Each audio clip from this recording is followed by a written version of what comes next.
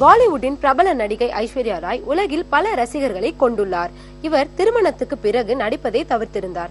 குழந்தை மற்றும் குடும்பத்தில் முழு கவனம் செலுத்திய இவர் சமீபத்தில் மீண்டும் நடிக்க தொடங்கினார். இவர் நடித்துள்ள இந்தி படமான ஜஸ்பா பெரும் எதிர்பார்ப்பை ஏற்படுத்தியுள்ளது.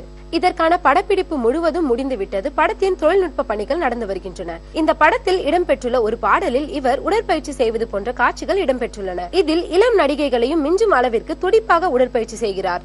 இவருக்கு 41 வயதா என்று மூக்கில் விரல் வைக்கும் அளவுக்கு விதவிதமான உடற்பயிற்சியை செய்கிறாராம். ஜஸ்பா படத்தில் பஞ்ச் தேயா என்ற ஆண் குரல் பாடலை ஜூபின் நௌதியால் பாடியிருக்கிறார்.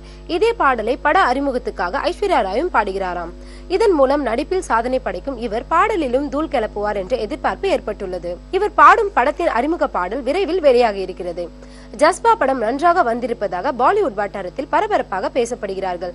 சென்னையில் நடந்த கால்பந்து போட்டி தொடக்க விழாவில் நடனமாடி அனைவரையும் கவர்ந்த ஐஸ்வர்யா இந்தி பட உலகின் அடுத்த ரவுண்டுக்கு தயாராகிவிட்டார். அவரிடம் கால்ஷீட் வாங்க தயாரிப்பாளர்கள் படையெடுக்க தொடங்கிவிட்டதாக மும்பை சினிமா வட்டாரங்கள் தெரிவிக்கின்றன.